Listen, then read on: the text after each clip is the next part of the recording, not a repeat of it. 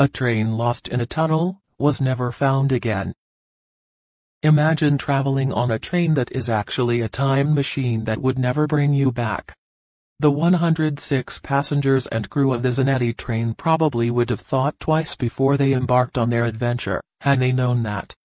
Just like the passengers of the Titanic, which set off for its first and last cruise almost a year later, they never reached their destination. The difference, though, is that no one knows what happened to the train. On July 14, 1911, the rail company Zanetti offered well-off Italians a free trial ride on their new train. The passengers were enjoying their ride, watching scenic views along the way, making small talk, and enjoying their refreshments. One of the sights they were looking forward to was a new tunnel that went through a mountain. It was one of the longest ever built at the time. And that's where the mystery begins. In Lombardy Mountain's half-mile-long tunnel, the train entered but never emerged. Following the event, police and railroad employees thoroughly scoured the area but were unable to locate the train. Simply put, the tunnel was a long tube. There was no other option except to get over, yet there was no train and no indication that a crash had occurred. However, there were 2 passengers found who jumped off the train just before it vanished into the tunnel. Later, when they came to, they were able to tell the story of their eerie trip. As the train approached the tunnel, black smoke came out of nowhere as well as a dense white fog. The train slowed down as it was nearing the entrance, and the fog began to envelop it.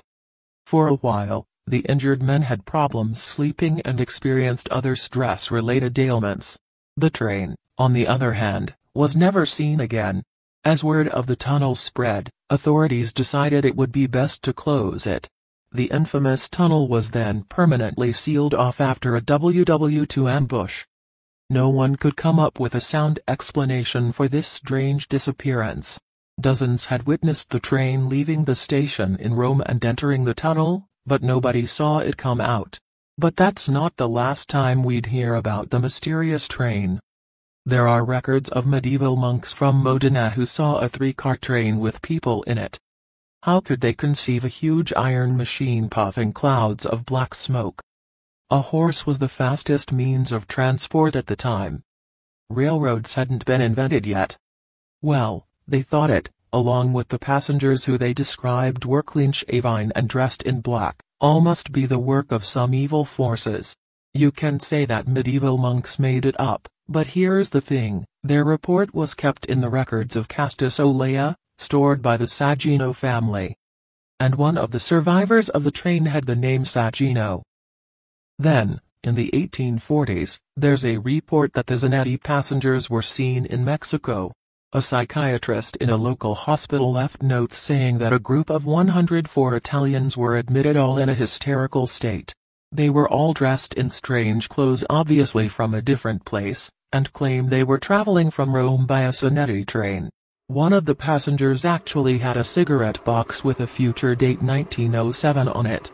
They say it is still kept in a Mexican museum. The psychiatrist concluded that it was a case of mass insanity, but he failed to come up with any explanation for it. There are no records left of the patients after that. Many years later, the train appeared again in Europe. On October 29, 1955, a 3-car old-fashioned train appeared not far from Zavalaichi, a small village in Ukraine. The signalman, Pyotr Ustimenko, saw it moving soundlessly. He reported that he'd been on duty that night and suddenly saw a train that wasn't on the schedule. The train was heading without tracks to Gasfort Mountain. He thought he was seeing things and rubbed his eyes, but there it was, with shut curtains, open doors, and an empty driver's cabin. Ustimenko had never seen a train like that before, but he knew it was old, definitely a pre-conflict model. The description he gave was the same as that of the Zanetti. It's unlikely a signalman from a remote town in the USSR would know anything about an Italian train lost at the beginning of the 20th century. Another interesting note about this sighting is that at the end of the 19th century, there was an Italian cemetery built on Gasfort Mountain near Sevastopol. About 2,000 Italian soldiers who passed away during the Crimean conflict were buried there. Later, a railroad from Balaclava was constructed over the former cemetery, but then was destroyed after the Revolution of 1917 because it was no longer used. Was the ghost train riding on ghost tracks to meet its Italian brethren? And, again, this wasn't the last account of the train appearing. As crazy as all this sounds, could there be a scientific explanation of the ghost train? Adventures? Some believe all the railroads in the world form a sort of connected web that has its own magnetic field. The trains serve as electric conductors between the Earth's natural magnetic field and the artificial one. The conflict between the two forces creates fractures in time with endless holes. This explanation is based on Einstein's theory of relativity and Minkowski's definition of distance. These fractures are called coronal holes.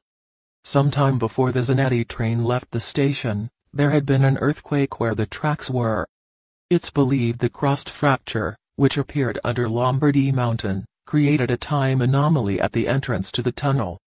The train became the link necessary to dig through time and space, and it fell from its time vector where it belonged and could move to other times.